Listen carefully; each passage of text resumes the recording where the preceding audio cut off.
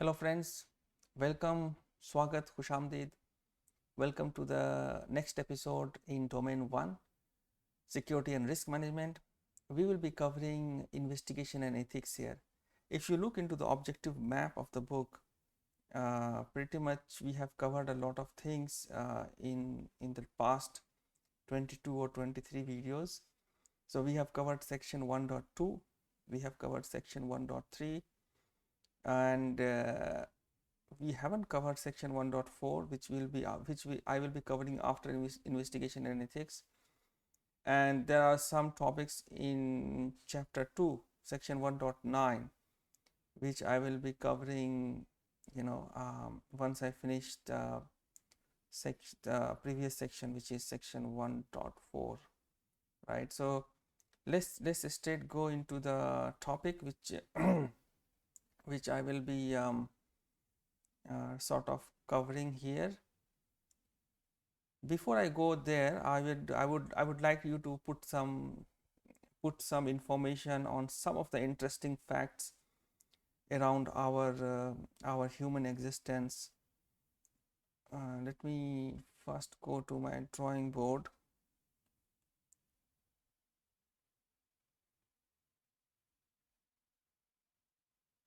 Okay, I call it evolutionary discussion.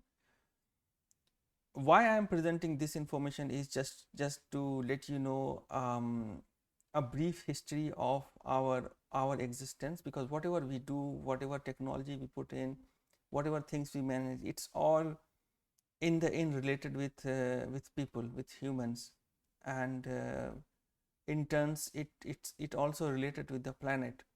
So there is a larger picture we should know when we talk of ethics and investigation.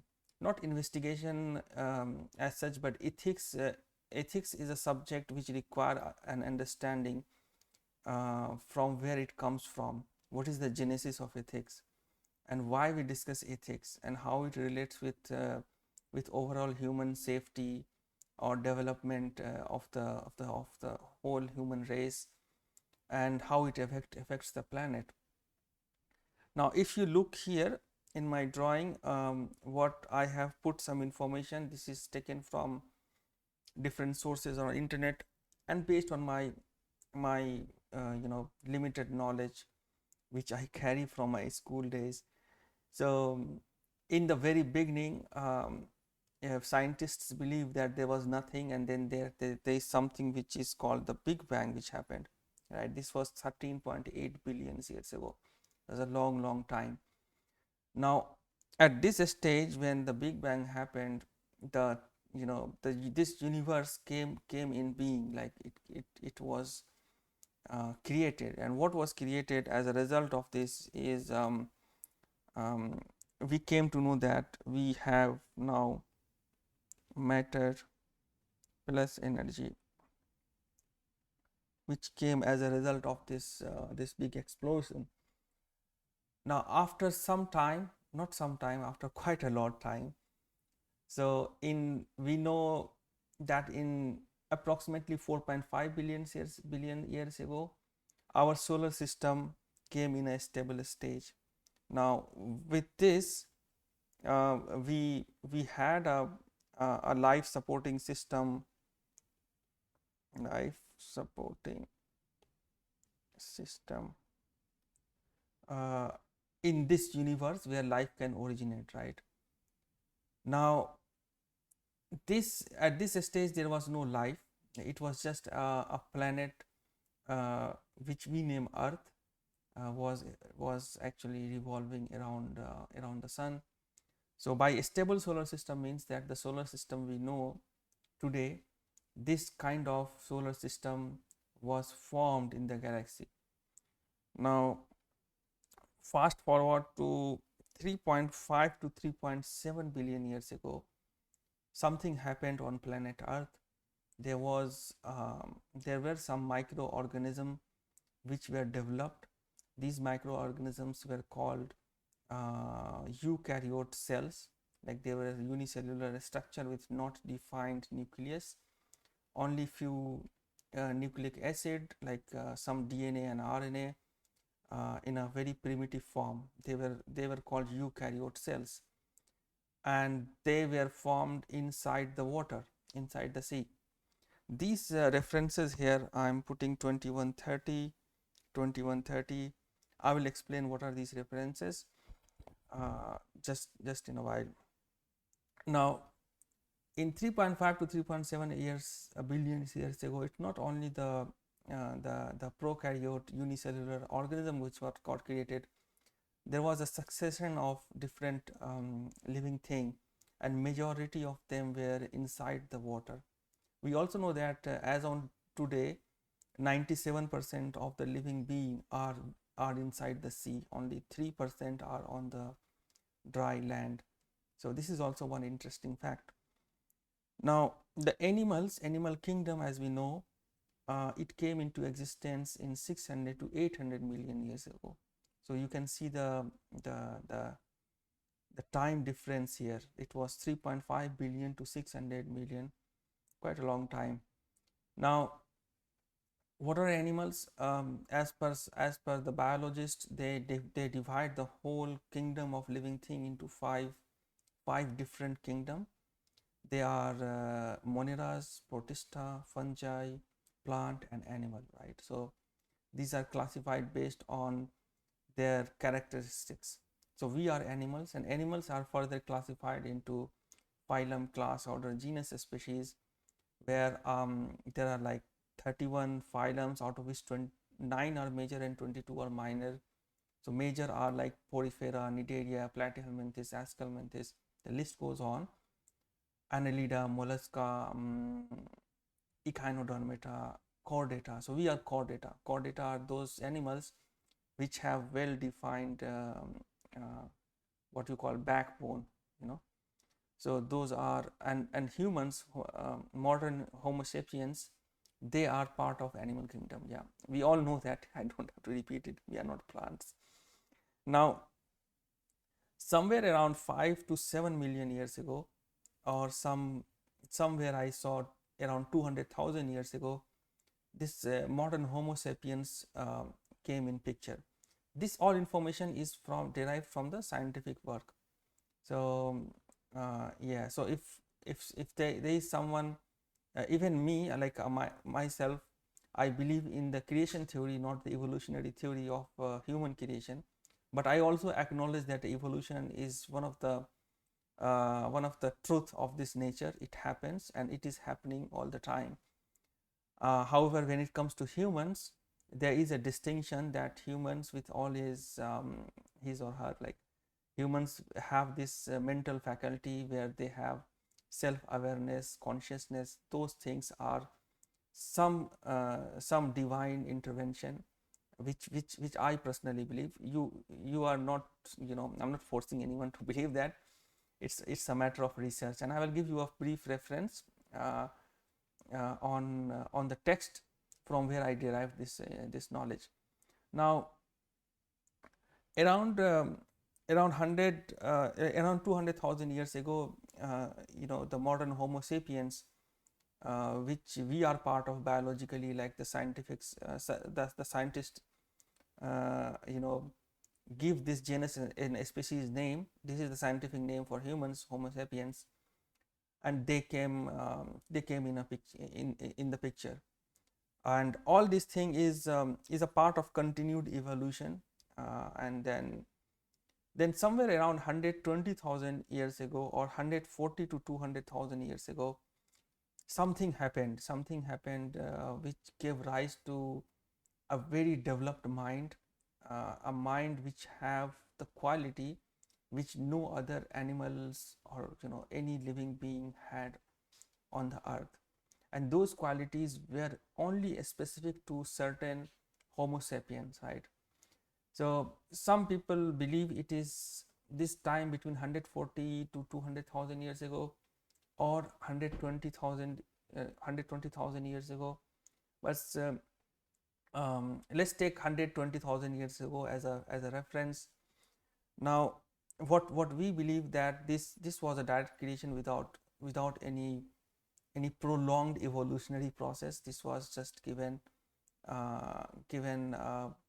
by some divine supreme power, right? This is my personal belief. Why I'm sharing this belief is because this is related with ethics and crime as well, so just bear with me. Now what happened, this creature, which we are actually part of this whole animal kingdom, we have this Homo sapiens body. Like if you relate our body, you will see that the apes and chimpanzees and there are some other species as well which have similar body, similar structure, but our foundation looks like it's on Homo sapiens body. What we have unique with us is something called ethics. We have developed language, and we have metacognition, and we have a concept of soul. Now you can discard the concept of soul on a scientific, if you are too much if your belief is too much scientific, then but the other fourth thing is something which is a reality, and we live in this reality, and this reality give us some power, and then it gives us some responsibility as well, as in the famous Spider-Man movie. Uncle Ben says, with great power comes great responsibility. So we have this metacognition, self-awareness capability, and this gives rise to so many things. This gives rise us to have power to choose, power to decide. So this is the point where every good and bad thing can happen, right? And that's where this whole concept of ethics, rules, regulation, punishment, sin, everything arises from this discussion. Now one point which I didn't touch so far is like these points 2130, and here I have written 2312. So what are these references? These references are from the book which I follow personally as a guiding principle in my life. There are few books I follow. One of the book I follow is the seven habits of highly effective people by Stephen Covey. The other is the seven acts of courage. So these are the books related with how to deal with the realities of this life, and how to self-improve. There is another good book is called Atomic Habits. If you happen to get this book, this is very nicely written book. On a spiritual side, I follow Holy Quran, where I get some knowledge which I can never get from the experimentation or observation experimentation based knowledge of scientific discoveries, because the scope of science is different, and it will never fit those concepts which are necessary for us to be human, right? So these references are references from the Holy Book, which was revealed somewhere around 1400 years back, and which has got references to these the Big Bang and human creation, those things. So if I briefly touch this point, I won't take much time here on this topic, but this is interesting. I think even if you don't follow a religion, even if you follow a different religion than Islam, then having this information is something which will definitely excite you. So going back to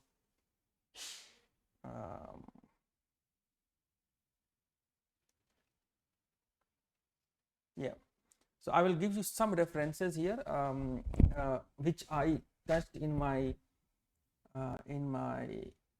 drawing. So first is the Big Bang 2130 is the chapter number and verse. Now if you look into the book here, Quranic reference, I'm not giving you the complete book because it will be too long. I'm just giving you some references. So here in 2130 is this verse, the first screenshot you see here, where it says that do the disbelievers, those who reject the divine message, not realize that the heavens and earths were once one mass, then we split them apart, and we created from water every living thing. Will they not believe? So this is just a sign given to humankind that to prove the authenticity of the book, to prove the authenticity of the message. And we know that that this discovery of Big Bang, before Big Bang everyone thought that the universe is static, it has no beginning and no end, like it's just there. Then in 1931 basically this guy George Lemaitre, he was a cosmologist, and he put this theory of the Big Bang, that the universe was one piece, and it actually got separated, and it is continuously expanding, right? If we look into the Nobel Prize of 2011, you will see that it was based on the discovery that the universe is expanding, right? So this is also referenced here in another chapter. I think yeah, I forgot to put the chapter name, but it says that we build the universe with great might, and we are certainly expanding it. So a universe is expanding is also mentioned some 1400 years ago. And the aquatic origin of life, which I just shared here, that the early life, which is 3.5 to 3.7 billion years ago, it all originated in the sea, in the water, right? So this is also interesting. It's also in the same chapter 2130.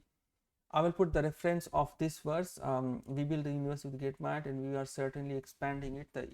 So there are 2 points which are very clear from the book, which I follow as a spiritual guideline for me, is that the universe came into being as a Big Bang, which scientists have come to know in year 1931 or 1929 or somewhere in between, and then the universe is expanding, and it will expand, and there is another theory of the Big Crunch, which is something by there is no direct evidence for it, but scientists are working on it. We will wait and watch what comes. Now this is just a side note to show some of the interesting things around ethics and the origin of ethics, and the whole story which I said is actually related at actually stopping at one point, which is ethics, like why we are discussing ethics, because we have some powers within us which leads us to do things which any other animal can't do. That's why we have this discussion of ethics. To further explore, elaborate it, I will take the example which is given in the book, The 7 Habits of Highly Effective People. Therein Stephen Covey has given this analogy of all the living being as the, I will just draw a box. So if this is a living being, an animal, it works on something which is called a stimulus response mechanism. So all the animals, they do have central nervous system. They do have those awareness around them, that awareness of fear, cold, heat, hunger, and the desire to reproduce. So those things are with all the animals, these characters, and these characteristics are in action based on some stimulus and response. So if there is a lion, he feel hungry, he will go and eat some other animal. So a stimulus is here, hunger,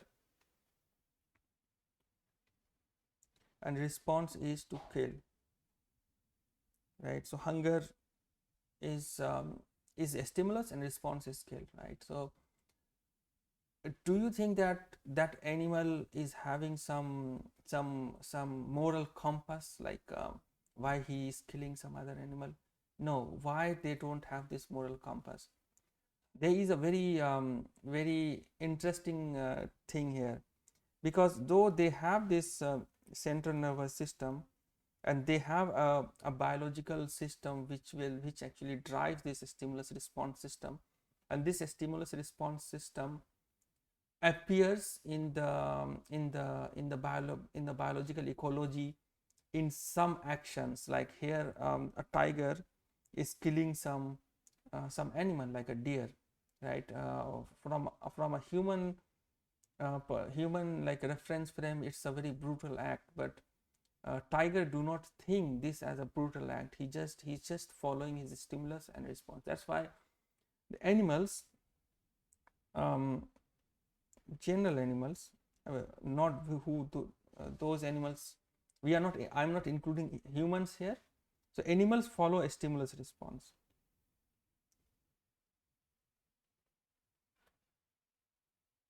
Right. So a stimulus response is a quality of animal. That's the reason if a person, like if a human, he never thinks of the consequences of his action, his or her action. We say that, are you animal? Like, you are not thinking, right? Thinking what?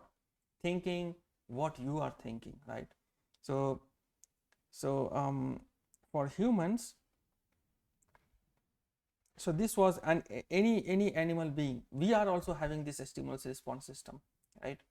But there is a distinction with human. The humans have something different. So we have, let's say this box represents humans. So they do have this stimulus response.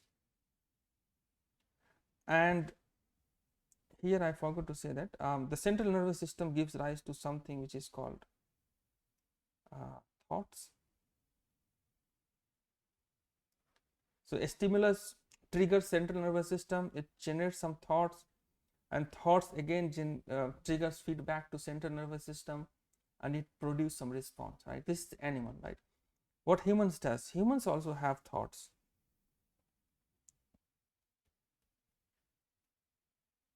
But they have one more layer, which is called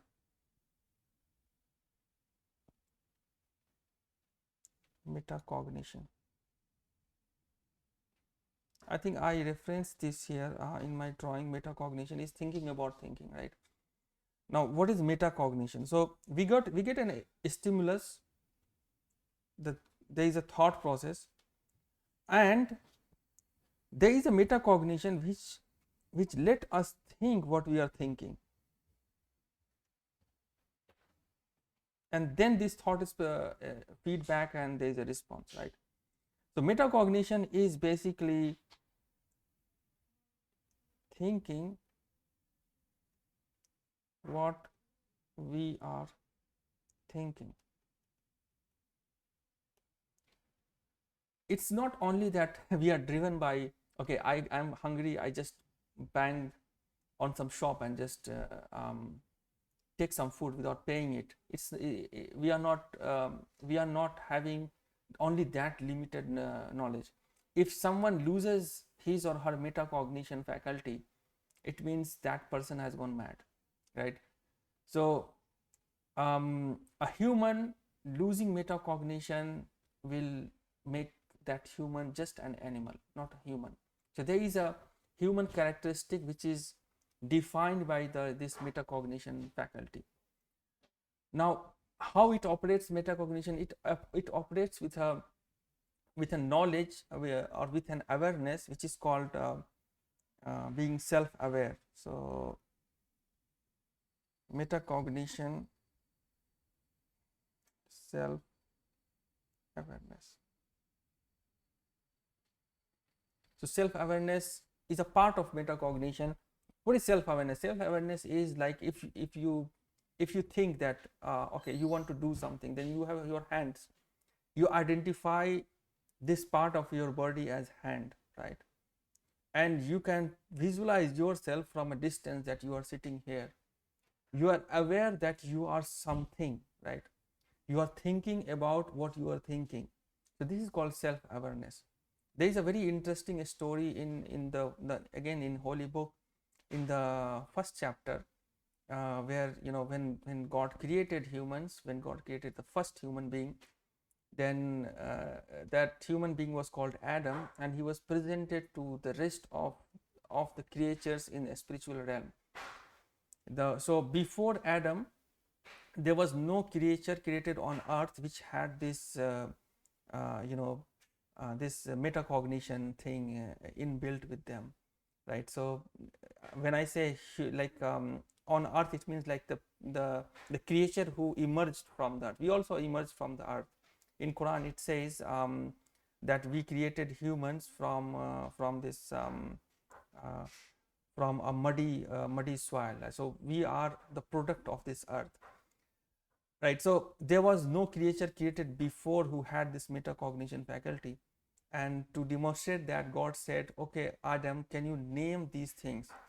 And Prophet Adam, he named, okay, this is this, like this is chair, this is table, this is you, this is angel, this is fire, this is water.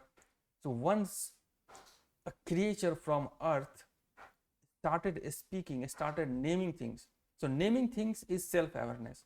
Self-awareness is like, it's not just I am a part of this nature and I don't know what I am, like so this is animal being who do not have metacognition. But when it comes to human, they are self-aware, they can name things. And when Adam named things, everyone was in surprise that what is being created here. Like any creature before Adam, no matter how strong God created, we may think of dinosaurs and other creatures, they never had this self-awareness. But this is the first self-aware creature God created on the face of earth, from the earth, like they took the material of earth. And that gives rise to the famous discord between Iblis and Adam, and the whole story of how this enmity goes on.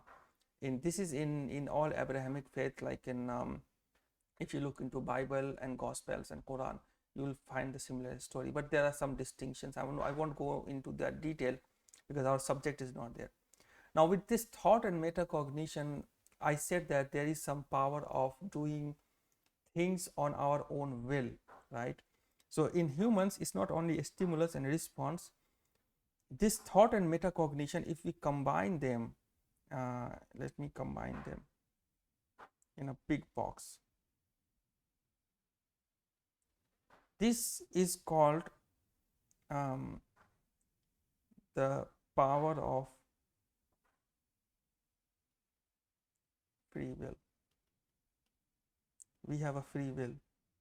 Free will in the sense, like, since we can control our thoughts and we are self-aware, we are thinking what we are thinking, this gives rise us to do something on top of this information, right? So on top of this information, we can plan something and we can create something. And this power of creation is somewhat similar to the power of creation of this universe, the power of creation of God. It's a reduced power, of course, but we do have this power of free will. This gives rise to the power of creation. I'm creating this video because I have a free will. Why I have a free will? Because I have control on my thoughts. I am self-aware. I can name things. This is laptop, this is Apple Pencil. This kind of information is it looks like a very I'm talking very small stuff, but if you think deep, it's a very, very great discussion to have, right? Now, when we create something, what we create, we can create pretty much anything, like because we can control our thought. With this thought, we can explore things and we can create anything. But this creation, when we talk of ethics, it will fall into two major categories. Things we create which are good and which are bad. Again, this good and bad is a context dependent definition. There is no absolute good we can talk of. We cannot thought of something which is absolute bad unless we have some yardstick or some criteria or some laws. So religion gives us this strict definition of yes and no, right? So some creation which are good is encouraged, and they are saying that it's in Hindi we say that it's punya, it's is righteous, it's the right thing to do. And when we do something bad, we say that it's bad and it accounts sin. This is a religious term, right? So when with this power, which is very specific to us, God has given to us the power of creation. If we do something which is good, it's called right. Which is bad, it's called sin. But who decide good and bad? So in our own self, the way a computer has called read-only memory or BIOS, there is a BIOS within us, within this metacognition, I will say, that is with every human being, and it will always show the light of good and bad, irrespective of which culture you are, which religion you are, which continent you are in. Whenever you are gonna do some action, your heart will tell you that this action is good or this action is bad, right? And this definition is by default with every human being. No one can deny this.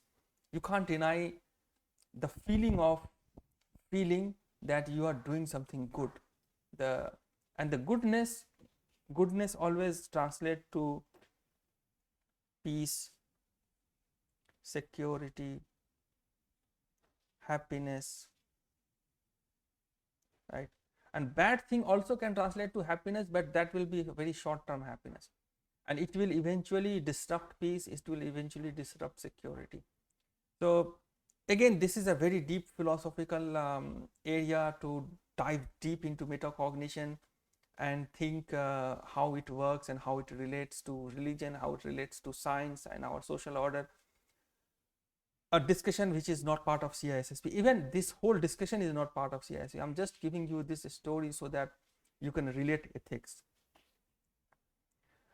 Now, this good and bad and power of creation, with this power of creation comes good and bad. And we have some criteria which comes from religion, some criteria which comes from some cultural practices, some old laws, those kind of thing.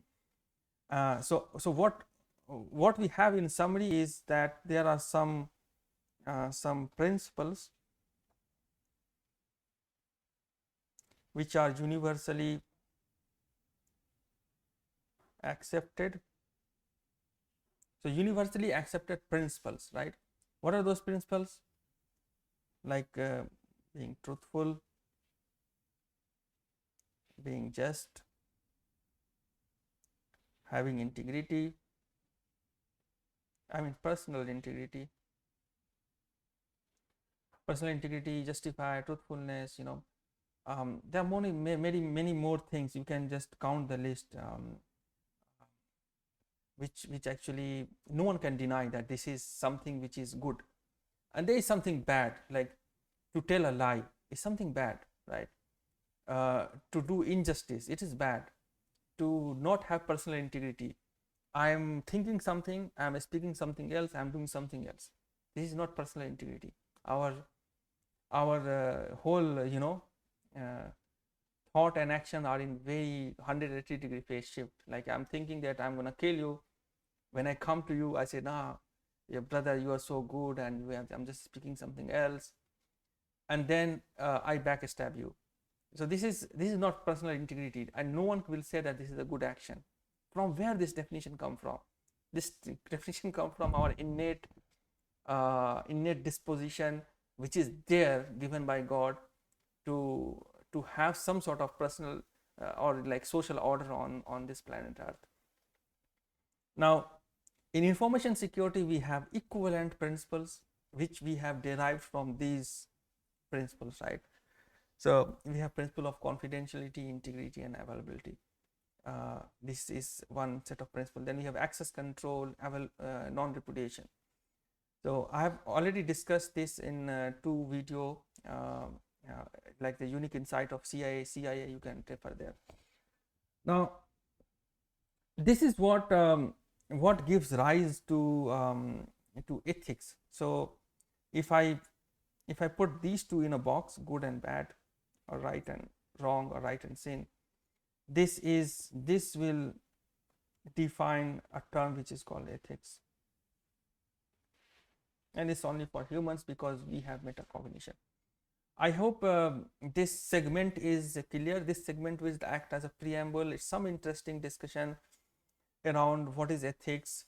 Now next, what we are going to do next, we will be diving into the ethics which is CISSP related. I think there is no CISSP specific takeaway you can take from this this discussion. This is purely a philosophical or historical discussion I had. I hope you enjoyed this video, and in next video I'm gonna start something which is from my book. This one, yeah, this book I will start, and I will be starting with type of investigations, type of evidence, and there is something called EDRM. Stay tuned, and that video will be CISSP specific. If you like this video, you can put a thumbs up, you can subscribe to my channel for similar content, and if you have any feedback, you want to know more about metacognition, the relationship between science and religion and other stuff, you can put in comment. If I see that there are a lot more people interested, I can make some video on that. Thanks again for watching the video, and best of luck for your CISSP exams.